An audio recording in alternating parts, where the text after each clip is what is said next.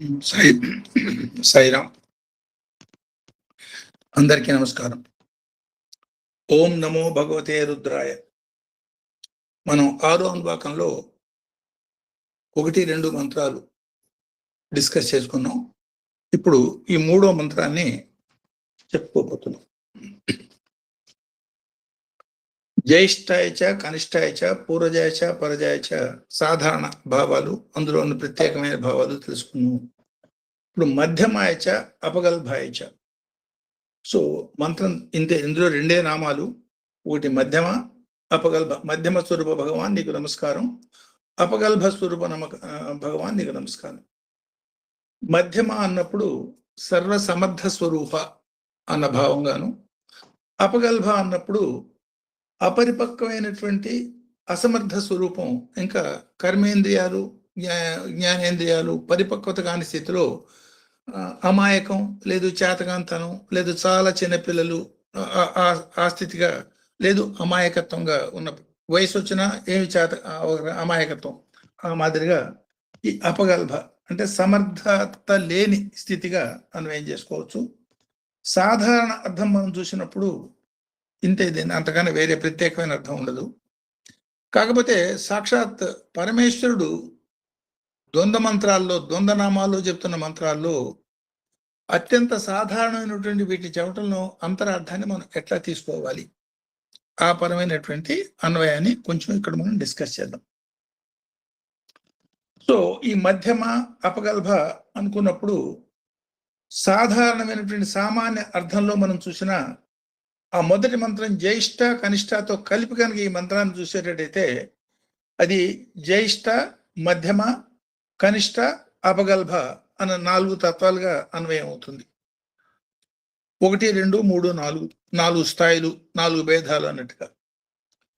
ప్రపంచం అంతా చూడండి, అనేక రకాలుగా ఈ చతురాశ్రమ, చతుర్వర్ణ, చతుర్విధాన, చతుర్పురుషార్థ ఇట్లా అన్ని 4 పరంగా, 4 దిక్కులు ఈ పరంగా, అంటే ఈ విశ్వం పంచీకృతమైన విధానంతో ఏర్పడ్డటువంటి విశ్వం ఈ 4 కోసం 4 దిక్కుల, 4 మూలల ఈ మాదిరిగా తాపత్రయపడటం అనే పరమైనటువంటి అన్వయాన్ని ఇట్లా మనం చూడొచ్చు. సో మానవ జీవితంలో అనేక రకాల మార్పుల్ని మనం వయోపరంగా పొందుతూ ఉంటాం. సాధారణంగా మామూలుగా కనుక అర్థం చేసుకునేటైతే ఏముంది, ఇవాళ చిన్నవాడు రేపు పెద్దవాడు అవుతాడు, ఈ చిన్న పేడ దానికి ఎందుకు అంత ప్రాధాన్యత ఇస్తున్నారు అన్న భావంగా అర్థం చేసుకోవచ్చు. కొంచెం దీనికన్నా లోతుగా ఆలోచించేటైతే సమాజాన్ని ఈ 4 స్థాయిల్లో 4 భాగాలుగా మనం విభజించి మనం చూసే విధానాలు కొంచెం చూసేటట్టయితే, వయోపరంగా కానీ, లేదు ఆశ్రమ పరంగా కానీ, లేదు పురుషార్థ పరంగా కానీ, లేదు సమాజ పరంగా కానీ, సో మనం చూస్తున్నప్పుడు వాటిని వయోపరంగా 4 రకాల స్థాయిలు మనం చెప్తాం. బాల్యం, యవ్వనం, కౌమారం, వార్ధక్యం. సో ఒక్కొక్క వయస్సుకి ఒక్కొక్క రకమైనటువంటి ధర్మము లేదా విధానము, విధాయకము మనకి చెప్పారు. బాల్యే క్రీడానాం, యవనే విశేషణం, వార్ధకే మునివృత్తినాం. అంటే కౌమారంలోనే ఉన్న రకరకాల నుండి సామాజిక, కుటుంబ, ఆర్థిక, ఆధ్యాత్మిక ఈ బరువులన్నీ దాన్ని భరించడానికి. వార్ధక్యంలో వార్ధకే మునివృత్తినాం, ఈ మాదిరిగా ఎవరైతే బతుకుతారో వాళ్ళు యోగేన అంతే తనుత్తేజం, అంటే ధర్మ కర్మ విహితమైనటువంటి క్రమ పద్ధతిలో పువ్వు, పిందె, కాయ, పండు ఇప్పుడు మనం ఎగ్జాంపుల్ చెప్పుకుంటూ ఉంటాం.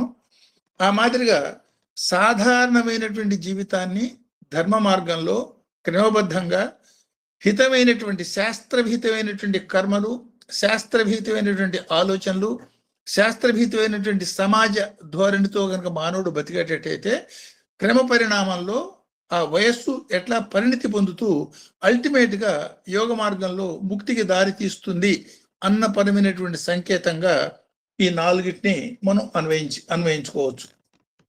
అంటే వయోపరంగా అంటే ఏమిటి, జ్యేష్ఠ, మధ్యమ, కనిష్ట, అపగల్భ ఇట్లా దీన్ని అన్వయం చేసుకునేటట్టయితే. ఆశ్రమపరంగా మనం ఆలోచించినప్పుడు బ్రహ్మచారి, గృహస్థు, వానప్రస్థ, సన్యాసి అంటున్నాం. అంటే బాల్యం బ్రహ్మచారిగా అంటే బ్రహ్మలో చరించే విధానమైనటువంటి జీవిత విధానాన్ని, అంటే అదే మాదిరి జ్ఞాన సముపార్జన కోసం గురు ఆశ్రమాన్ని గురువు ఆశ్రయం పొంది ఆ శిష్యరికంలో పొందవలసిన జ్ఞానం పొందే విధానమైనటువంటి జీవితాన్ని పొందుతూ, తర్వాత యవ్వన కౌమారాల్లో ఆ గృహస్థ ధర్మాన్ని, గృహస్థికి కూడా అనేక రకాల ధర్మాలు చెప్పారు. దాంట్లో ఏమిటి, బ్రహ్మచారికి విద్య సంపాదన ధర్మమే తప్ప సంపాదించాలి ధన సంపాదన అనే ధర్మం లేదు. కాబట్టి ఆ బ్రహ్మచారికి ధనం లేకుండా విద్య కానీ ధనం లేకుండా పోషణ కానీ ఎక్కడి నుంచి సాధ్యం అవుతుంది? కాబట్టి బ్రహ్మచారి యొక్క బాధ్యతని గృహస్థ మీద పెట్టారు. అంత్యవాసి అంటే సన్యాసి, ఆయన కూడా ప్రత్యేకంగా ఏ రకమైనటువంటి ఆశ్రమం యోగ చింతనలో, అంటే ఆ వేదాలకి అతీతమైన ఉపనిషత్ వాక్యాలు, మహావాక్యాలు, వేదాంత వాక్యాలను ఏవైతే చెప్తారో ఆ చింతనలో భగవంతుల్లో ఐక్యమయ్యేదానికి ప్రయత్నం చేసే విధానమే తప్ప ఈ లౌకికమైన జీవిత విధానము, ధన సముపార్జన, సుఖ ఇవన్నీ ఉండవు. కాబట్టి ఆ రెండు ఆశ్రమాలకి పట్టుకొమ్మ ఆధారమైంది ఏంటి అంటే గృహస్థాశ్రమం. అంటే గృహస్థికి కనపడకుండా, సో గృహస్థ ధర్మం ఆ బరువు బాధ్యతతో పాటు మిగతా రెండు ఆశ్రమాల బరువు బాధ్యతలను కూడా పెట్టడం అనేది భారతీయ సంస్కృతిలో మనం చూడొచ్చు. అంటే ఈ నాలుగిటిని కూడా సక్రమంగా విధి విధానంగా నిర్వర్తించే బాధ్యతని గృహస్థికి అప్పచెవటం. అందువల్ల గృహస్థాశ్రమం యొక్క ధర్మాల్ని తూచా తప్పకుండా పాటిస్తూ చేసినా పొందవలసిన మోక్షం పొందుతావు. కాబట్టి సన్యాసం అన్నప్పుడు గృహాన్ని వదిలేసిపోవటం కాదు, మనస్సులో మాత్రమే వీటిని వదులుకోవటం అన్న పరమైనటువంటి అన్వయంగా ఈ 4 మంత్ర పదాల్ని, ఈ 4 మంత్రనామాల్ని మనం అన్వయం చేసుకోవచ్చు. సో ఆ పరమైనటువంటి జీవితం మూలంగా ఏం జరుగుతుందంటే, సో ధర్మ అర్థ కామ మోక్షాలు ఈ ఏ రకమైనటువంటి ఇది లేకుండా పొందే అవకాశం ఉంటుందని, అంటే ఈ అపగల్భ అనే నామాన్ని అమాయకత్వ పసిపిల్లవాడు దత్తాత్రేయ స్వామిని గురించి చెప్తూ బాలోన్మత్త పిశాచవత్ అంటారు. పసిపిల్లవాడు ఏం చేస్తున్నాడు, ఎట్లా ఉంటాడో ఆ మాదిరిగా ఉంటాడు. దయ్యం పట్టినవాడు, పిశాచం అంటే దయ్యం పట్టినవాడు, వాడి యొక్క ప్రవర్తన ఎప్పుడు ఏం చేయబోతున్నాడో మనకి తెలియదు, ఆ స్థితిలో ఉంటాడు. ఉన్మత్తుడు, పిచ్చెక్కినవాడు, వాడు కూడా ఏం చేస్తాడో, పిచ్చివాడి చేతులు రాయని సామెత కూడా మనం వింటూ ఉంటాం. ఏం చేయబోతున్నాడు, ఏం చేయబోతాడో మనకి తెలియని స్థితి. కాకపోతే తేడా ఏమిటంటే, ఈ బాలుడు కానీ ఉన్మత్తుడు కానీ దయ్యం పట్టినవాడు కానీ వీళ్ళు అజ్ఞానం చేత, ఏ రకమైన జ్ఞానం లేక ఏం చేస్తున్నారో తెలియని, అంటే మనోరహిత స్థితి కాదు, మనం స్థిరత్వం లేని స్థితిలో వీళ్ళు చేస్తున్నారు. స్థిరమైనటువంటి మనస్సున్న మహాజ్ఞాని కూడా ఇదే పనులు చేస్తాడు కానీ అది సంపూర్ణమైన జ్ఞానంతో చేస్తాడు అన్న మాటని మనం అన్వయించుకోవచ్చు. నేను ఇందులోకి వచ్చేటప్పటికి ఆయన జరిగిన సంఘటన, స్వామి మిగతా 2 సన్యాసులు వాళ్ళిద్దరూ ఒకే కారులో పోతున్నట్టుగా కల్లో రావటం, స్వామి చెప్పింది అనే మాట కూడా జస్ట్ విన్నాను. దాన్ని ఇక్కడ కనుక మనం అన్వయం చేసుకునేటట్టయితే, ఆటోబయోగ్రఫీ ఆఫ్ యోగిలో ఒక సంఘటన మీకు గుర్తొస్తుంది. Lahiri Mahasaya, Mahavatar Babaji, then comes Lahiri Mahasaya. ఆ తర్వాత నెక్స్ట్ స్థాయికి వచ్చేటప్పటికి యుక్తేశ్వర గిరి మహారాజ్, తర్వాత యోగానంద తర్వాత ఆ గురు పరంపర, వ్యక్తిగతమైనటువంటి గురు పరంపర అక్కడ కాగిపోతుంది. వాళ్ళ అనుగ్రహంతో వాళ్ళనే గురువుగా స్వీకరిస్తూ మిగతా వాళ్ళు క్రియాయోగ దీక్ష అది ఇవ్వటం అనేది అవన్నీ ప్రక్రియలు, అది వేరు విషయం. అది అంటే యోగానంద్ యొక్క గురువు గారు యుక్తేశ్వర గిరి మహారాజ్, యుక్తేశ్వరికి గురువు గారు లహరి మహాశయ్. ఈ లహరి మహాశయ్కి సాక్షాత్తు భగవత్తుల్యుడు అని చెప్పే మహావతార్ బాబాజీ గురువులు. మహావతార్ బాబాజీని గురించి అనేక రకాలుగా చెప్తారు. ఆయన్ని సాక్షాత్తు పరమేశ్వరుడు అనే పద్ధతిగా కూడా చెప్తూ ఉంటారు, జ్యోతిర్మయ స్వరూపుడు అని చెప్తూ ఉంటారు. ఆయన సంసారంలో ఉన్న వ్యక్తులకు కూడా ఈ జ్ఞాన మార్గము, యోగ మార్గము తరించడానికి అవకాశం ఉంటుంది. సంసారం అనేది దీనికి ప్రతిబంధకం కాదు, ఇది మనసుతో చేసే ప్రక్రియ అని చెప్పేదానికి పూర్వజన్మలో తన శిష్యుడైనటువంటి లహరి మహాశయని ఎన్నుకుని, ఆ కథ ఆ వివరాలు జోలికి మనం అందులో పోవటం లేదు, లహరి మహాశయని ఎన్నుకుని లహర్ మహేసే ఓ చిన్న ఉద్యోగం, చిన్న క్లర్క్ ఉద్యోగం చేస్తూ ఉండేవాడు. 5 రూపాయలు 6 రూపాయలు జీతం ఆ రోజుల్లో. ఆ వారణాసిలో ఉండే ఈయన అనుకోకుండా ఆయనకి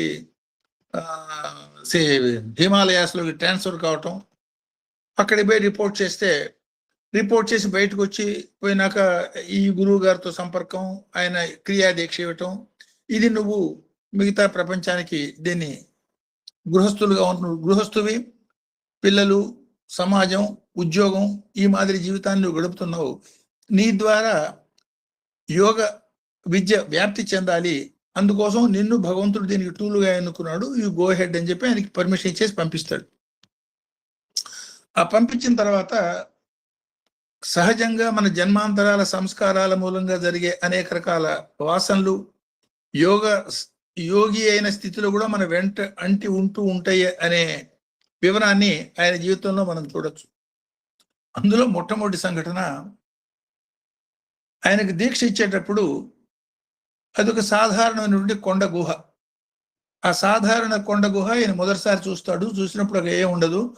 ఆయన కిందటి జన్మలో ఏ కృష్ణా జనం మీద కూర్చున్నాడో, ఏ కమండలం వాడాడో అవి అక్కడ ఉంటాయి. ఈయన పోయి స్నానం చేసి రమ్మంటాడు. ఆయనకి కొంత ఆ జ్ఞానోదయం కలిగేదానికి ఈయన తిరిగి వచ్చి దీక్ష తీసుకునే టైంకి వచ్చేటప్పటికి ఆ గుహంతా కూడా అఖండమైనటువంటి రాజభవనం లాగా మెరుస్తూ లక్షలు కోట్ల వజ్రాలు, వైఢూర్యాలు, వాటి సహజమైన కాంతితో దగద్రాయమానంగా వెలుగుతూ ఉంటుంది. ఈయనకు ఒక సందేహం కలుగుతుంది. ఎవరికి? లహరి మహాశయకి. ఆ జన్మాంతర సంస్కారాలు ఎట్లా ఉంటాయి అనే దానికి ఈ మాట చెప్తున్నాను. గురువు గారిని ప్రశ్న వేస్తాడు. స్వామి, ఈ రత్నాలు మాణిక్యాలు ఇవన్నీ నిజమైనవేనా అంటే, నిజమైన రత్న మాణిక్యాలేనా అని అడుగుతాడు. ఆయన నిజం అని చెప్పాలా, అబద్ధం అని చెప్పాలా? ఆయన చెప్పిన సమాధానం చూడండి. నీ శరీరం ఎంత నిజమో ఇవి కూడా అంతే నిజము.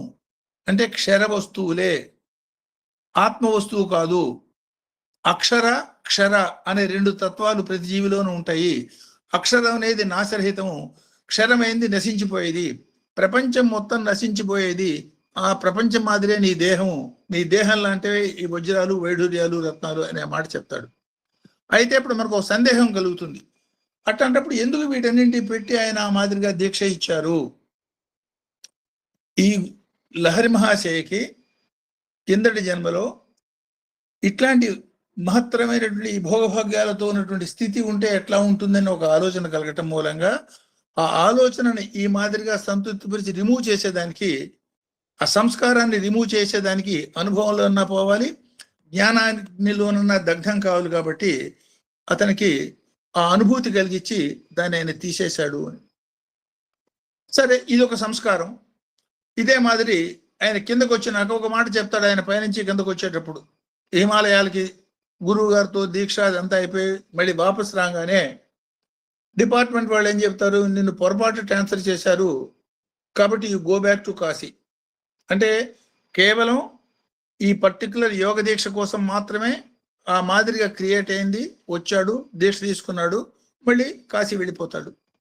ఆ వెళ్ళిపోతున్న సందర్భంలో, అంటే దీక్ష ఇచ్చి పంపించే సందర్భంలో, నువ్వు పిలిచినప్పుడు నేను వచ్చి నీకు సపోర్ట్ చేస్తాను అనే మాట చెప్తాడు గురువు గారు. కిందకి రాగానే ఈయనకి జరిగిన అనుభవం 2 స్నేహితులకు చెప్తాడు. వాళ్ళు ఎవరు నమ్మరు.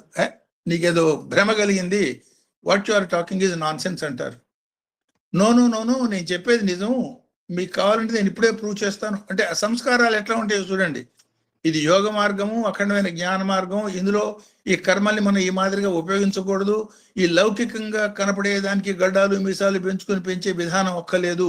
ఈ పరివర్తనలన్నీ మనసులోనే జరగాలి తప్ప శారీరకమైనటువంటి ఆడంబరాలు, ఎగ్జిబిషన్స్ అవసరం లేదు అనే మాట ఈయనకి ఆ జన్మాంతర సంస్కారాల మూలంగా స్ఫురణకి రాదు.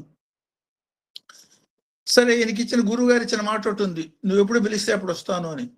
వెంటనే ఈయన ఏం చేస్తాడు? రూమ్ తలుపులన్నీ మూయమంటాడు. అన్ని తలుపులు మూసేస్తారు. అన్ని తలుపులు మూసేసి ఎవరికి వచ్చే అవకాశం ఉండదు. ఈయన గురువు గారిని తెలుసుకుంటాడు.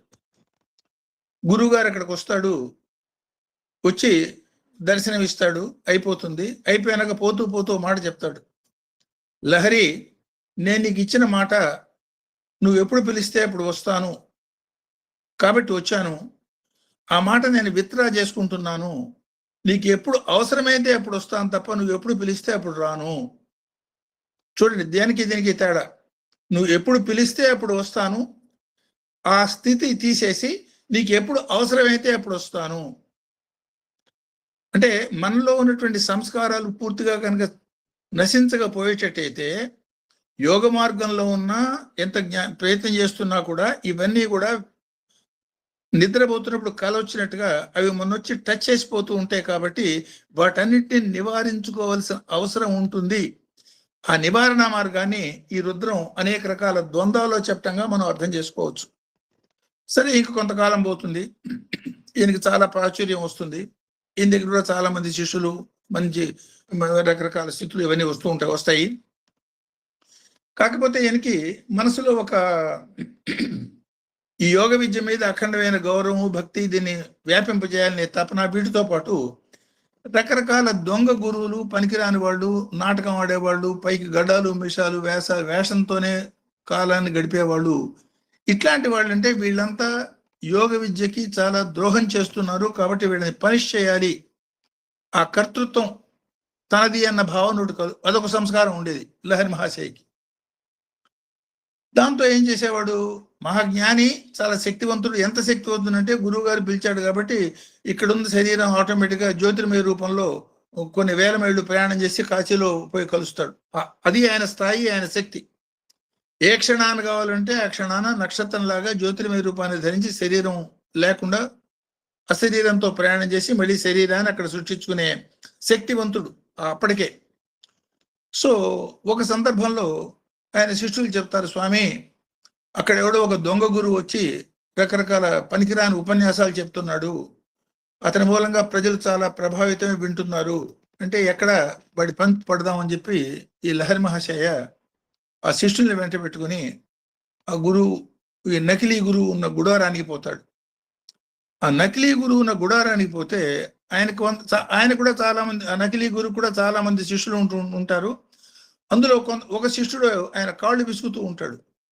ఈయన చూస్తే ఆశ్చర్యం ఏమిటంటే ఆ కాళ్ళు విసుగుతూ కూర్చున్న శిష్యుడు తన గురువు గారు, అది మహోతార్ బాబాజీ. దాన్ని చూడంగానే ఈయనకి షాక్ కొట్టేంత పని అవుతుంది. వెంటనే జ్ఞానోదయం అవుతుంది. విశ్వం అంతా అనేక రకాలుగా ఉంటుంది, భగవత్ సంకల్పానుసారమే జరిగిపోతూ ఉంటుంది.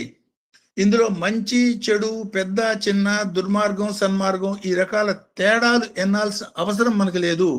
వాళ్ళ కర్మల్ని వాళ్ళు అనుసరించుకుంటూ అనుభవించుకుంటూ ఆ మాదిరిగా నదిలో ప్రవాహంలో నీళ్లు సదా ఉన్నా అదే నీళ్లు ఎప్పుడూ ఉండవు. అట్లా మారిపోతూ ఉండే ప్రపంచం, కదులుతున్న నదిలాగా మారిపోతూ ఉండే ప్రపంచంలో ఈ జనమంతా కూడా, ఈ జీవులన్నీ కూడా వాళ్ళ వాసనల్ని బట్టి వచ్చి పోతూ ఉంటారు. కాబట్టి నీ దృష్టి వాటి మీద ఉండకుండా వాటికి ఆధారమైన బ్రహ్మ మీద, ఆత్మ మీద ఉండాలి.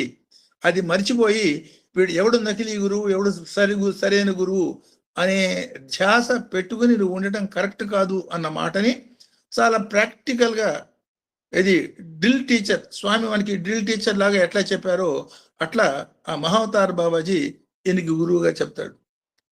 అప్పటి మట్టి ఆయన సమదృష్టి. ఇప్పుడు అనేక రకాల ద్వంద్వాలు మనం ఎందుకు చూస్తున్నామంటే, దైవపరమైన ద్వంద్వాలు చూసాం, ఇప్పుడు మానవపరమైన ద్వంద్వాలు చూడబోతున్నాం. కొంతసేపు జంతుపరమైన ద్వంద్వాలు, వృక్షపరమైన ద్వంద్వాలు, రకరకాల ద్వంద్వాలు కూడా, అనేక రకాల ద్వంద్వాలు. మనం ఈ ద్వంద్వాలకు జోలికి పోకుండా ఈ ద్వంద్వాలకి ఆధారమైనటువంటి భగవతత్వం మీద ధ్యాస పెట్టిపోవటమే అద్వైతి యొక్క లక్ష్యం కావాలి, లక్షణం కావాలి. అదే జ్ఞానాన్ని అప్పుడు మాత్రమే విశ్వం విష్ణు స్వరూపంగాను, విశ్వంలో ఉన్నదంతా కూడా బ్రహ్మ పదార్థంగాను అనుభవించే అవకాశము, క్రమంగా హక్కు కలుగుతుంది. తప్ప లేకపోయేటట్టయితే ఏ క్షణానైనా మాయ మనని కమ్మి జారిపోవచ్చు అన్న సంకేతాన్ని ఆ గురువు గారు ఇండైరెక్ట్ గా చెప్పటంగా చూడొచ్చు. ఇదే మీరు మరి షిరిడి అవతార పరంగా మనం చూసేటట్టయితే, షిరిడి అవతారంలో కూడా ఒక నకిలీ గురువు, ఆ నకిలీ గురువు సాక్షాత్తు షిరిడి సాయి ఆయనకి శిష్యుడిగా ఆయన వెంట ఒక పకీరు వెంట తిరుగుతూ కనిపించడం, ఆ తర్వాత ఏమిటి ఈయన ఇట్లా ఉన్నాడని ఆశ్చర్యపోవటం, ఒక పండితుడు ఆ పకీర్ని ఓడిస్తే పకీరు పారిపోవటం, ఆ కథ కూడా మనకి తెలుసు. అంటే విశ్వంలో రకరకాల స్థితులు, మంచి చెడు, ఈ నకిలీ సహజం ఇవన్నీ ఉంటూనే ఉంటాయి. పనికిరాని వాళ్ళకి నకిలీ గురువు యొక్క అవసరం వస్తూ ఉంటుంది. జ్ఞాన సముపార్జన పొందేవాడికి వాడి సరైన గురువు అవసరం వస్తుంది. ఎవరెవరి చిత్తానుసారం, కర్మానుసారం, భావాల్ని బట్టి వాళ్ళకి అట్లాంటి వాళ్ళు దొరికేదానికి ఒక ఏర్పాటు ఈ సృష్టిలో ఏర్పాటు అయినది. కాబట్టి అద్వైత భావంతో మనం ముందుకు పోదలుచుకున్నప్పుడు వీటి మీద ధ్యాస పెట్టకుండా ఈ రెండిట్లోనూ సమానంగా, అంటే సమానంగా ఉందంటే ఈక్వల్ కాదు అర్థం, ఈక్వలెంట్గా. అంటే ఏనుగులోనూ భగవంతుడు ఉన్నాడు, దోమలోనూ భగవంతుడు ఉన్నాడు. ఏనుగు అనే ఉపాధిలో ఉన్న భగవంతుడి యొక్క స్థితి, దోమలో ఉన్నటువంటి భగవంతుడి ఉపాధుల తేడాన్ని బట్టి ఉపాధికి గౌరవం ఇస్తూ ఇద్దరిని సమాన భావంతో చూడటం. సమత్వం అంటే ఇద్దరిని సమానం చేయటం కాదు. పొడుగువాడి తలకాయ నరికి పొట్టివాడిని చేయటం, లేదు పొట్టివాడిని పీకి పొడుగువాడిని చేయటం కాదు. పొడుగువాడు కానీ పొట్టివాడు కానీ, చాలా శక్తివంతుడు కానీ లేదా చాలా శక్తిహీనుడు కానీ, ఇద్దరిలో ఉన్నది ఒకే ఒక భగవత్ చైతన్యము. ఆ ఉపాధుల మీద దృష్టి పెట్టకుండా ఉపాధికి ఆధారమైనటువంటి జ్ఞానము, భగవతత్వం, సత్స్వరూపం, ఆత్మతత్వం ఏదైతే అనేక పేర్లతో చెప్తున్నామో దాని మీద దృష్టి పెట్టి ఆ మాదిరిగా చూడటం నేర్చుకున్నప్పుడు మాత్రమే సమాజంలో ఉన్న ద్వంద్వాల్ని ద్వంద్వాలు మనని ప్రభావితం చేయకుండా మనం ద్వంద్వాతీత స్థితికి చేరేదానికి ఈ ద్వంద్వాలే అవకాశాన్ని కలిగిస్తాయి అన్న పరమైనటువంటి అన్వయంగా ఇక్కడ అర్థం చేసుకోవచ్చు. సో పురుషార్థాల పరంగా కూడా ఈ ధర్మ, అర్థ, కామ, మోక్ష, ఈ మోక్షకు వచ్చేటప్పటికి అపగల్భ అన్నాం. అపగల్భ అంటే ఏమిటి? పసిపిల్లవాడు, చేతకానివాడు, అమాయకుడు, తన యొక్క కర్మేంద్రియ జ్ఞానేంద్రియాలే తన యొక్క అదుపులో లేనివాడు. మహత్తరమైన జ్ఞాని కూడా ఇదే మాదిరిగా ఉంటాడు అనుకున్నాం. అమాయకుడు అంటే చేతకానివాడు, పనికిరానివాడు అనే భావనగా ప్రపంచం భావిస్తున్న ఆధ్యాత్మిక దృక్పథంలో అమాయకుడు అంటే ఎవరు? ఎవరినైతే మాయ అంటదో వాడు అమాయకుడు, భగవంతుడు అమాయకుడు. అందువల్ల అమాయకులు ఈజీగా భగవంతుడికి ప్రేమ పాత్రులు అవుతారు. పసిపిల్లలు భగవత్ స్వరూపం అనటంలో అంతరార్థం ఏమిటంటే ఇంకా పసిపిల్లలకి మాయ అంటలేదు కాబట్టి వాళ్ళు భగవత్ స్వరూపులు. ఇవాళ మనం సమాజంలో ఏం చేస్తున్నాం? వాడు 2 ఏళ్ల పిల్లవాడిని పట్టుకుపోయి ఢిల్లీ స్కూల్లో వేద్దామా, ఆ స్కూల్లో వేద్దామా, లేకపోతే ఇతర రకరకాల బోధలు. నో వాడు దుర్మార్గుడు, వాడితో మొక్క, వీడు సన్మార్గుడు. చిన్నతనం నుంచే మనకి తెలిసి తెలియకుండా అజ్ఞానాన్ని ఎట్లా పెంచి పోషించటమే కాకుండా పిల్లల్ని కూడా ఇంక్రిప్ట్ చేస్తున్నాం అనేది ఒకసారి మనం చూసేటట్టయితే సహజమైనటువంటి అమాయకత్వం అనేది భగవంతుడి యొక్క లక్షణం. కాబట్టి దీన్ని ఈ అపగల్భ తత్వాన్ని కనుక అంత్యవాసిత్వానికి చిట్టచేరి తురియ స్థితిలో ఉన్న మోక్షానికి అన్వయం చేసుకునేటైతే ఆ పరమైనటువంటి ధర్మ, అర్థ, కామ, మోక్ష పరమైనటువంటి అన్వయంగా కూడా వీటిని మనం చూడొచ్చు. సో లేదు ఆశ్రమపరంగా చూసినా సరే అనుకున్నాం, బ్రహ్మచారి, గృహస్థు, వానప్రస్థ, సన్యాసి అనుకున్నాం. కాబట్టి సో సమాజంలో ఇంకొక లక్షణం సాధారణంగా ఏముంటుంది అంటే ఏతావాత ఇందులో మనం చెప్పేది ఏ స్థితి కూడా there is nothing like a permanency in the society, there is nothing like a permanency in the జగత్. పర్మనెంట్ అనేది కేవలం సత్పదార్థం మాత్రమే. త్రికాలాలతో బాధించబడకుండా సర్వకాల సర్వావస్థల్లో ఏ రకమైన మార్పు లేకుండా నిత్య నూతనంగా ఉండే ఒకే ఒక తత్వం సత్. కాబట్టి దాన్ని ఆధారం చేసుకుని దాని మీద ధ్యాస ఉంచటమే తప్ప ఈ మారిపోయే వాటి మీద ధ్యాస మీరు పెట్టద్దు అనేది సంకేతం అవుతుంది. సో సపోజ్ దీన్ని సాధనాపరంగా అన్వయించుకునేటట్టయితే దీన్ని ఒకటేమన్నా గొప్ప అంటే మహత్తని, లేదు చేతకాంతనం, అల్పకల్పతనం, లేదు కనిష్ట, లేదు చిన్న అనే దాన్ని ఏమన్నా అణు అనే తత్వం కనుక ఉన్నవన్నీ గొప్ప చిన్న. వీటికి హైయెస్ట్ ఫారం ఏమిటి అంటే మహత్. అంటే అదేమిటో మనకు తెలియనంత మహత్తరమైంది. 2 అత్యంత సూక్ష్మం. ఈ పరంగా ఆలోచించేటట్టయితే సాధనా పరంగా వాటి యొక్క అన్వయం ఇట్లా చేయొచ్చు. అహం మహత్, నేనే విశ్వం అంతా, విశ్వ విరాట్ స్వరూపుణ్ణి అంటే విశ్వం విష్ణువు అనే భావం.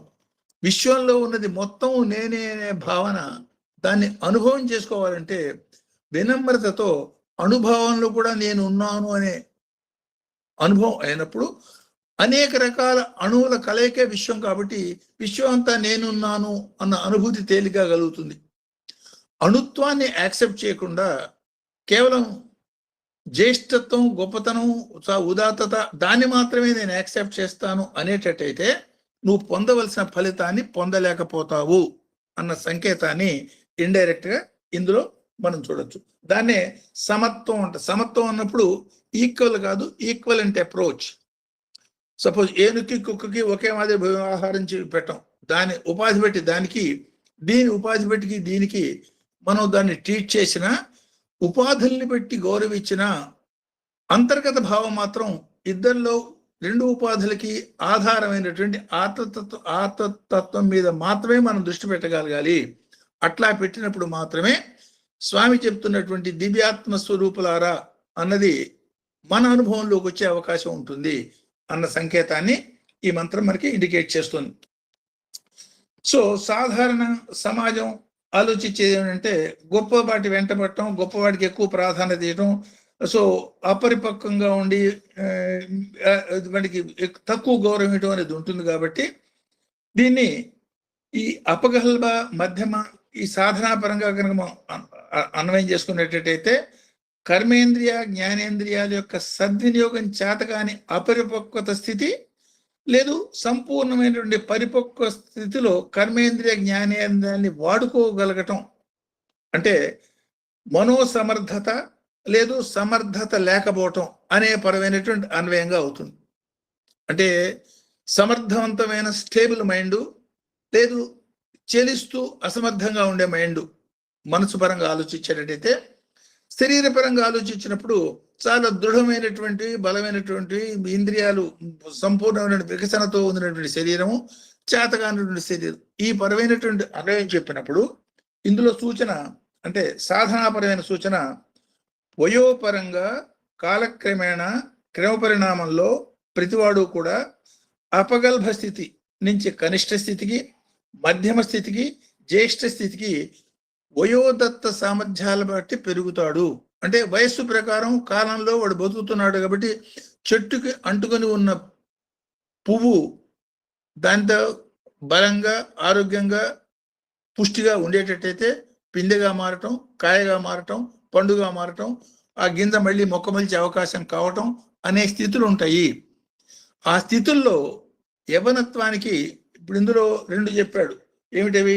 ఒకటేమన్నా చాలా దృఢమైనటువంటి శక్తివంతమైనటువంటి మధ్యమ స్థాయి, రెండోది ఏమన్నా శక్తిహీనమైనటువంటి శరీరంలో ఉన్నటువంటి జ్ఞానేంద్రియ కర్మేంద్రియాల మీద ఏమాత్రం అదుపు లేనటువంటి అసమర్థ స్థితి, బాల్య స్థితి అనుకోవచ్చు. ఈ రెండిట్లో కాలక్రమేణా వయో లక్షణాన్ని బట్టి అపగల్భంగా ఉన్న శరీరం, అపగల్భంగా ఉన్న మనసు క్రమంగా బలపడి శారీరకమైన బలం రావచ్చు. ఆ వచ్చేటప్పటికి, యవన దశ వచ్చేటప్పటికి దాన్ని ఎట్లా నువ్వు వాడుకోబోతున్నావు? సాధారణమైన జంతుజాలం వాడుకున్నట్టుగా వాడుకుంటావా? జ్ఞాన సముపార్జనలో పొందవలసిన ఉన్నత స్థితికి వాడుకుంటావా? దాన్ని బట్టి నీ ఫ్యూచర్ ఉంటుంది సుమా. సో మధ్యమ అపగల్భ అనేటప్పుడు క్రమ పరిణామంలో వచ్చే మార్పుల్ని ఏ మాదిరిగా నువ్వు వాడుకోబోతున్నావు, దాన్ని బట్టి నీ జీవితము, నీ పురోగతి, నీ లక్ష్య సాధన ఉంటుంది అన్న సంకేతాన్ని ఇందులో మనం చూడొచ్చు.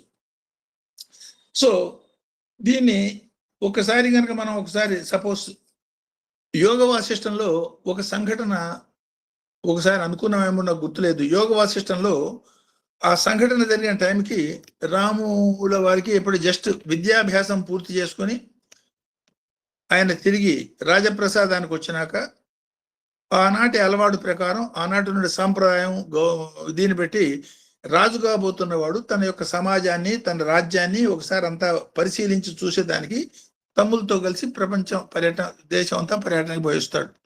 ఆ పర్యటనలో చాలా చాలా చూసొస్తాడు. చూసొచ్చినప్పుడు బట్టి ఈయన ఒక రకమైన నిర్వేదంగా దేన్ని పట్టించుకోకుండా అలసత్వం, చేతగాంతనం కూడా కాదు, సర్వసమర్థుడు, సాక్షాత్ భగవత్ స్వరూపుడు, ధర్మస్వరూపుడు. అయినా ఏముంది ఇక్కడ ఏమిటి తెలుసుకోవాల్సింది ఏముంది, దీనికోసం ఆ మాదిరిగా ఒక రకమైన నిర్వేదత ఉండటం. ఆ టైంలో విశ్వామిత్రుడు రావటం, అప్పుడే వశిష్ఠ మహర్షి దశరథుడు ఇవన్నీ ఆ సంఘటనలో ఆ సందర్భంగా రాముల వారికి వశిష్ఠుల వారికి విశ్వామిత్రుడికి మధ్యలో జరిగిన సంభాషణ యోగ వాసిష్టం అని అనుకున్నప్పుడు ఏమిటి నీ చింత అని వశిష్ఠుడు అడిగినప్పుడు రాముల వారు అనేక ప్రశ్నలే దాదాపు కొన్ని అధ్యాయాలు ఉంటాయి. అందులో ఒకటి బాల్యాన్ని గురించి, చిన్న వయసు గురించి, అంటే మరీ పసితనం ఉయ్యాల్లో ఉన్న స్థితి, ఎంత అసమర్థంగా మానవుడు ఉంటాడు, ఇంకొంచెం పెద్ద అయినాక బాల్యంలో ఏ మాదిరిగా జ్ఞానరహితంగా పనికిరాని వాటి మీద ఇష్టంతో ఉంటాడు, ఇంకొంచెం వయసు వచ్చినాక ఎవరైనా రాగానే వచ్చే మదంతోనూ అహంకారంతో ఎట్లా ప్రవర్తిస్తూ ఉంటాడు. ఇవన్నీ చెప్తూ తన వయసు అప్పటికి 16 ఏళ్ళు. ఈ ప్రపంచంతో ఎట్లా ఉన్నది, ఇది సారహీనంగా నిస్సారంగా ఏమీ పొందవలసింది ఇందులో లేదు, దేనికోసం తాపత్రయపడు అనే భావన నాకు కలుగుతోంది, అందుకని నాకు నిర్వేదన కలిగింది అనే మాట చెప్తాడు. ఆయన యుక్త వయస్సుని సరైనటువంటి విధానంగా అసలైనటువంటి ఆనందం పొందేదానికి చాలా ఉపయుక్తమైనటువంటి ఆ వయస్సుని చాలా నిర్లక్ష్యంగా, చాలా పనికిరాని విధంగా వాడుకోవటమే సమాజంలో మనకు కనపడుతోంది. దీన్ని సద్వినియోగం చేసుకునే వాళ్ళు ఎంతమంది ఉంటారు, వాళ్ళకు మార్గం ఏమిటి అన్న ప్రశ్న వేయటం మనం చూడొచ్చు. దానికి సమాధానంగా ఆయన అఖండమైనటువంటి అనేక రకాల అనుభూతులు, ఆయన యొక్క సొంత అనుభూతులు, అనేక రకాల ఇతర మహాయోగుల యొక్క అనుభూతులు అవన్నీ చెప్పటం జరుగుతుంది. అంటే 16 సంవత్సరాల వయసులో ఉన్న రాముడు, అంటే యవ్వనారంభంలో ఉన్నటువంటి రాముడు అడిగిన ప్రశ్న సమర్థవంతమైనటువంటి స్థితి, శారీరకమైనటువంటి సమర్థతని సద్వినియోగం చేసుకునే మార్గంలో పోవటం ఇంపార్టెంటు, లేకపోయేటట్టయితే జంతుతుల్యమైనటువంటి జీవనం అవుతుంది అన్న మాటని చెప్పటం, ఆ పరమైనటువంటి అన్వయాన్ని ఈ మధ్యమ అపగల్భ నామాలకి మనం అన్వయం చేసుకోవచ్చు. సో అంటే సాధనకి దృఢమైనటువంటి శరీరము, స్థిరమైనటువంటి మనస్సు కావాలి. సో శరీరం దృఢంగా ఉన్నప్పుడు మనసు పరిపరి విధాల ప్రపంచం మీదకి పోతూ ఉంటుంది. పరిపరి విధాల ప్రపంచం మీదకి పోయే మనసుని పట్టుకొచ్చి దాని ప్లేస్లో పెట్టేదానికి చేసే ప్రయత్నాన్నే సాధన అంటున్నాం. సాధన మూలంగా ఒకసారి మనస్సు యొక్క దృఢత్వాన్ని మనం పెంచుకోగలిగేటట్టయితే, దృఢమైనటువంటి మనస్సు ఎంతటి శక్తివంతమైందో, ఎట్లాంటి వాటిని సాధిస్తుందో అనేక రకాలుగా యోగ వాసిష్టంలో చూడటం మనం చూడొచ్చు. ఒక 10 మంది అన్నదమ్ములు, అంటే ఒక సంపన్న కుటుంబంలో, ఒక జ్ఞాన సముపార్జనుడు కుటుంబంలో పుట్టి ఈ 10 మందికి ఒక సంకల్పం కలుగుతుంది. ఏమిటి, బ్రహ్మను సృష్టి చేస్తున్నట్టుగా నేను కూడా బ్రహ్మలాగా సృష్టి చేయగలగాలి. అంటే బ్రహ్మలాగా తనే బ్రహ్మ కావాలి, సృష్టి చేసి వీళ్ళు సంకల్పం చేసి, ఎంత సంకల్ప బలంతో సాధన చేసి చేసి ఈ చిట్ట చివరి 10 మంది బ్రహ్మలు అవుతారు. ఈ 10 మంది బ్రహ్మలైనప్పుడు బ్రహ్మగారికి అనుమానం వస్తుంది. ఒకసారి కొత్తగా బ్రహ్మ సృష్టి చేద్దామని ఆయన సంకల్పానుసారం నారాయణ, మళ్ళీ విష్ణుమూర్తి నాభికంలోంచి ఉద్భన్నం కావటం, ఈయన సృష్టి చేసే ప్రక్రియ చూసేటప్పటికి ఆల్రెడీ సృష్టి రకరకాలుగా సృష్టి కనపడుతుంది. ఆశ్చర్యపోతాడు ఆయన. ఇది కూడా యోగ వాసిష్టంలో చూడదగ్గ కథ. ఆశ్చర్యపోయి ఏమిటిది, ఆల్రెడీ సృష్టి అయిపోయింది కదా, నేనేం చేయాలి అని. అప్పుడు ఆ సూర్యుడు అవతల ఈ 10 మంది బ్రహ్మలు ఆల్రెడీ సృష్టి, అందులో సూర్యుడిని పిలవటం, ఆయన రావటం, ఆ ఇద్దరి మధ్యలో సంభాషణ. ఆయన చెప్తాడు, 10 మంది ఉంటే నీకేమైంది, 25 మంది ఉంటే నీకేమైంది, ప్రపంచంలో ఎంతమంది ఏ రకంగా ఏ కార్యక్రమం ఎంతమంది బ్రహ్మలు ఉంటే నీకేమైంది, నీ కర్తవ్యం నిన్ను నిర్వర్తించడానికి భగవంతుడు నిన్ను నియోగించాడు, నీ పని నువ్వు చేసుకో అన్న మాట చెప్తాడు. అంటే ప్రపంచం అనేక రకాలుగా, ఒక పక్కన భయభ్రాంతులకి గురి చేసే విధానంగా ఉంటుంది, ఇంకో పక్క మోహానికి మనకు గురి చేసే విధానంగా ఉంటుంది, ఇంకో పక్క మన జ్ఞానాన్ని సవాల్ చేసే విధానంగా ఉంటుంది.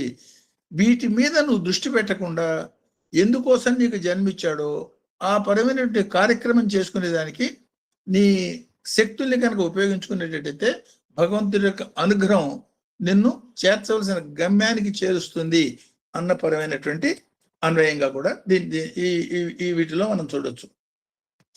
అందులోనే దీర్ఘతముడు అని ఒక ఋషి, అంటే మనస్సుని ఎట్లా ఉపయోగించుకోవటం, మనస్సుని ఉపయోగించుకోవటం సాధన, మనస్సుని వదిలేయటం అనేది సాధారణ లౌకిక జీవితం. మనస్సు దాదాపు లేకుండా చూసిన దాని మీద మనసు పోవటం అనేది జంతు స్వభావం. సో ఈ మనోదృఢత్వానికి సంబంధించి అందులోనే ఇంకొక సంఘటన, దీర్ఘతముడు అనే ఋషిని గురించి ఎల్లేరు కూడా ఒకసారి మనం చెప్పుకున్నాం. 7వ అనువాకం 1వ అనువాక 7వ మంత్రంలో జ్యోతిర్మయమైన పరంగా ఒక సందర్భంలో ఆ దీర్ఘతమ ఋషిని ఆయన్ని ఒక చీకటి గుహ లాంటి దానిలో పడేస్తారు. చీకటి బావిలో పడేసినట్టు ఆందోళన పడాల్సిన కర్మ వస్తుంది, పడతాడు. ఆయన మనోదృఢత్వంతో, అంటే ఏమైపోతాను, చచ్చిపోతాను, ఈ భయాలు ఏమీ పెట్టుకోకుండా ఏదో కారణం చేత ఇక్కడికి వచ్చాం, ఈ ఉన్న స్థితిలో నేనేం చేయాలి, ఏ రకమైనటువంటి మిగతా అవకాశం, యజ్ఞం చేయాలి, ఎన్నో పరికరాలు కావాలి, హోమగుండం కావాలి, దినుసులు కావాలి, ఇవన్నీ రకరకాలు కావాలి, ఇవన్నీ ఏమీ లేవు sir. Just like Sunita Williams వారం రోజులు పోతాను చెప్పి 9 నెలలు ఉండిపోవాల్సి వచ్చింది బాబు sir. Just like Sunita Williams 7 రోజుల్లో వస్తానని చెప్పి 9 నెలలు ఉండిపోవాల్సి వచ్చింది బాబు అక్కడ. అవును, కరెక్టా. అవును, రీసెంట్ గా జరిగింది. అవును, వారం రోజులు పోయి 8 నెలలు అయిపోయింది, 10 రోజులు 10 నెలలు అయిపోయింది.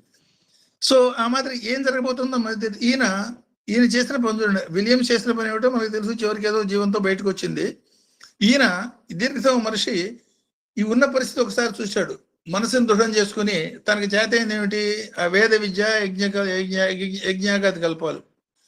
కళ్ళు మూసుకుని సంకల్ప ప్రకారం చేయటమే తప్ప క్రియాపరంగా ఏమీ చేయలేడు. మనసుని దృఢం చేసుకుని 2 చేతులు నమస్కార ముద్రలో పెట్టేసి యోగా అదే కంప్లీట్గా యజ్ఞాన్ని పూర్తి చేశాడు. యజ్ఞం పూర్తి చేయగానే ఆయనకు చాలా స్ఫూర్తి అనిపించింది, సంతోషం అనిపించింది. ఎస్, మనం ఈ పని చేసుకుందాం. అట్లా ఒకదాని తర్వాత 100 యజ్ఞాలు పూర్తి చేసేట మనసులోనే. ఆ ప్లేస్ వదలలేదు, బయటికి పోలేదు, అక్కడే ఉన్నాడు. ఏ రకమైన ఏమీ లేవు. 100 యజ్ఞాలు పూర్తి కాగానే దేవదూతలు రావటం, ఈయన్ని తీసుకుపోయి ఇంద్రపదవి మీద కూర్చోపెట్టడం. అంటే మనస్సు యొక్క శక్తి ఎంత దృఢమైంది, దాన్ని మీరు సద్వినియోగం చేసుకుంటున్నారా?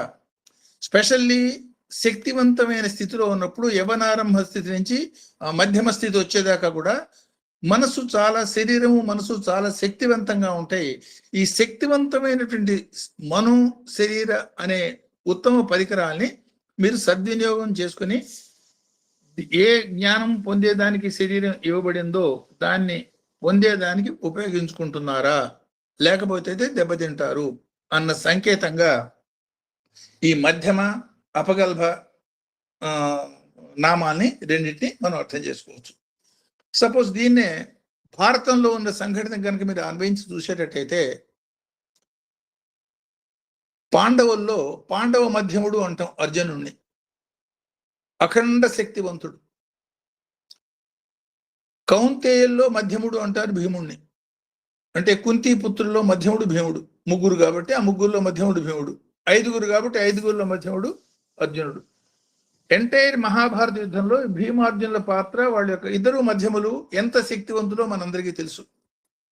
ఇంతటి శక్తివంతులు కూడా జ్యేష్ఠుడి యొక్క ధర్మానికి లోబడి వాళ్ళ జీవితాన్ని గడపగలిగారు కాబట్టి ఆ ఉదాత్తమైనటువంటి స్థితి వాళ్ళు పొందగలిగారు తప్ప కేవలం శారీరక బలము లేదు, విద్యా బలము లేదు, ఇతర బలాలు వాటి మీదే కనుక ఆధారపడేటట్టయితే, ధర్మ బలము దైవ బలం కనుక లేకపోయేటట్టయితే ఈ శక్తులు ఉపయోగం లేకుండా పోతాయి అన్న సంకేతాన్ని ఇండైరెక్ట్ గా చెప్పటంగా కూడా ఇక్కడ దీన్ని అర్థం చేసుకోవచ్చు. సాయమంటారు దైవ బలం లేక దాసుడే చెడును. ఎన్ని బలాలు, సపోజ్ అంటే బంగారు పళ్ళానికైనా గోడ చెరువు అవసరం. అంటే పళ్ళెం బంగారం కావచ్చు, చాలా శక్తివంతమైనది కావచ్చు, కానీ దానంతరం నిలబడలేదు కాబట్టి గోడ కానిస్తేనే నిలబడుతుంది. అట్లా ఎంత మనోదృఢత్వం, శారీరక దృఢత్వం ఉన్నా కూడా వీటి ధర్మబలంతోనూ దైవ బలంతోనూ జోడించి నువ్వు పొందవలసింది పొందు, లేకపోతే ప్రమాదం అన్న సంకేతాన్ని కూడా ఇందులో ఇండికేట్ చేయొచ్చు. దీనికి తగ్గట్టుగానే ఆ ఇద్దరికి జరిగిన సంఘటన చూసేటట్టయితే, ఫర్ ఎగ్జాంపుల్ యక్షుడు ప్రశ్నలు, ఆ సందర్భంలో ఈ నలుగురు వాళ్ళ ప్రాణాలు పోగొట్టుకోవటం, నలుగురు ప్రాణాలు పోగొట్టుకున్న పరిస్థితిలో ధర్మరాజు పోవటం, నీళ్లు తాగే ముందు నీ ప్రశ్నలకి సమాధానం చెప్తానంటాం కథ ఒకసారి గుర్తు చేసుకునేటట్టయితే, ఆయన ప్రశ్నలు అడుగుతాడు, ఈయన ప్రశ్నలు చెప్తాడు. అన్ని ప్రశ్నలు చెప్పినాక శభాష్ చాలా సంతోషం, అన్ని సక్రమంగా చెప్పావు కాబట్టి నీ నలుగురు అన్నదమ్ముల్లో పడిపోయిన నలుగురిలో ఒక్కడిని నువ్వు కోరుకో. ఒక్కడిని నువ్వు కోరుకో అంటే ఈయన కోరుకునేవాడు నకులుని కోరుకుంటాడు. అప్పుడు యక్షుడికి ఆశ్చర్యం వేస్తుంది.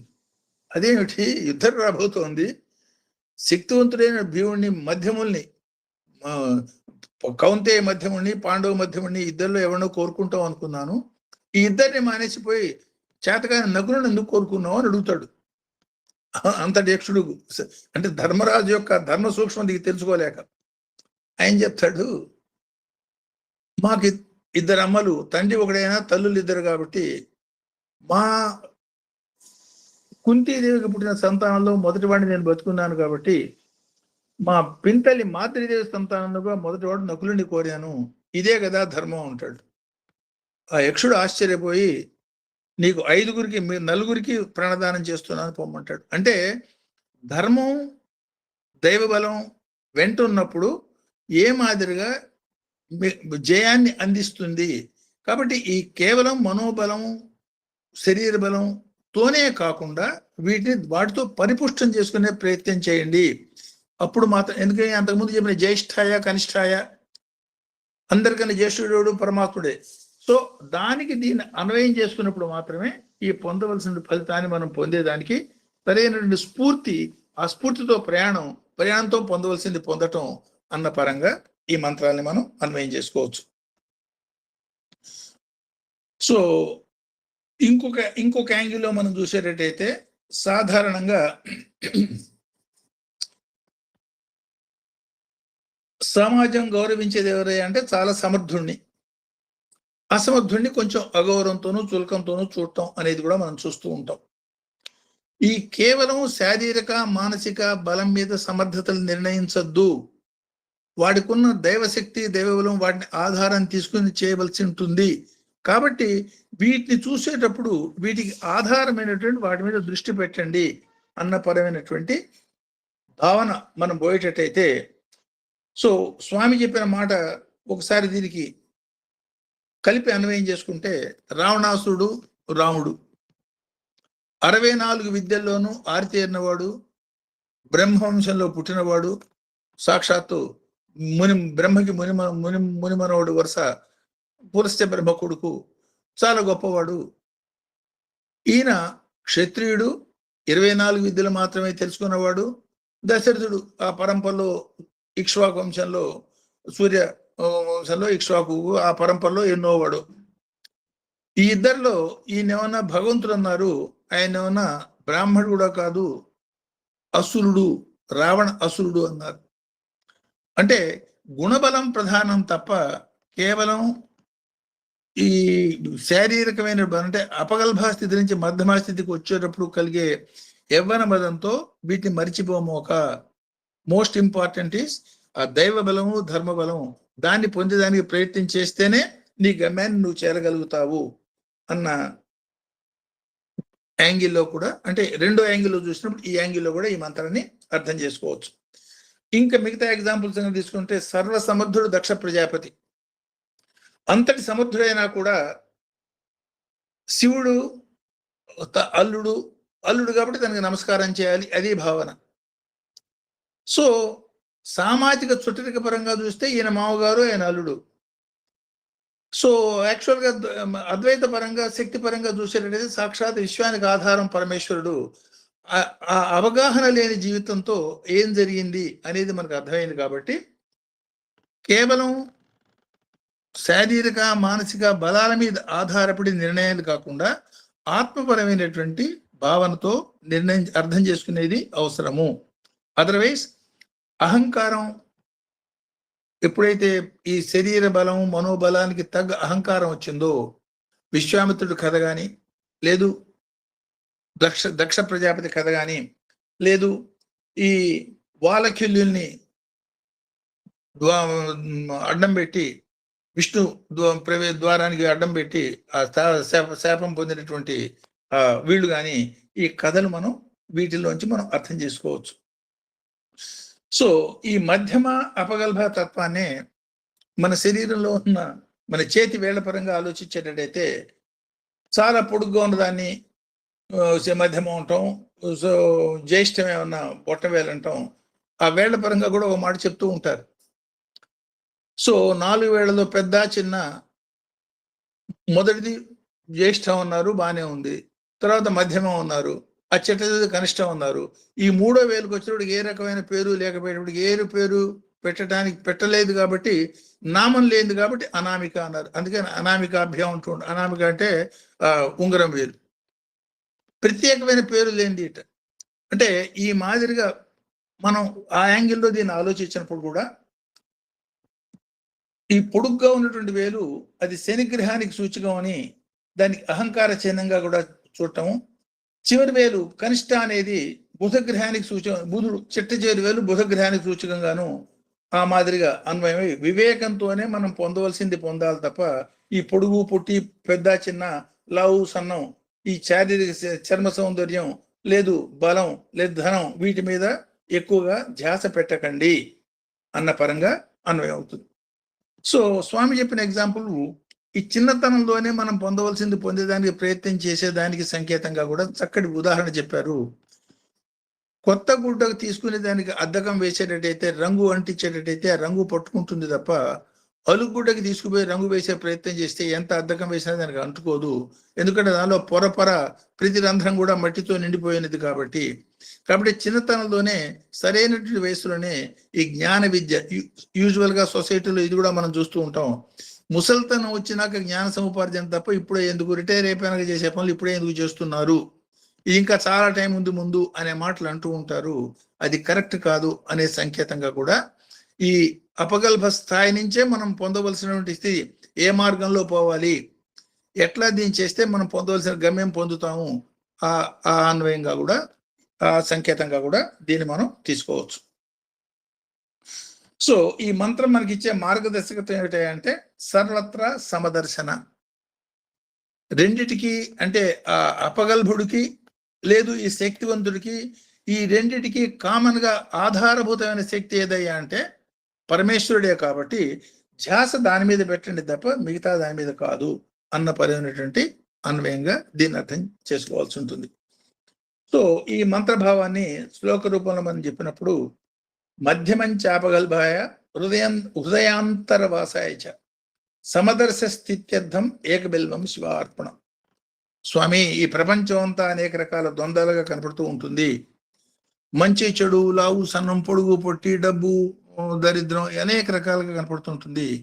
ఈ ద్వంద్వాలని నా మనసు దృష్టి పోకుండా ఈ ద్వంద్వాలకి ఆధారమైన సమత్వం వైపు నీ మీద దృష్టి పోయేటట్టుగా నన్ను అనుగ్రహించేదానికి ఈ శరణాగత భావంతో ఈ బిల్వపత్రాన్ని నీ పాదాల చెంత ఉంచుతున్నాను అన్న పరమైనటువంటి అన్వయంగా ఈ మంత్రాన్ని మనం కంక్లూడ్ చేయొచ్చు. సో ఇక్కడ ఆపుతాను. So any discussion connected to that, దీని ఇంకా ఫర్దర్ ఎలాబొరేషన్ ఏదైనా ఉందంటే, ఏదైనా క్వశ్చన్స్ ఏదైనా ఉందంటే those points will discuss. So అందరికీ నమస్కారం.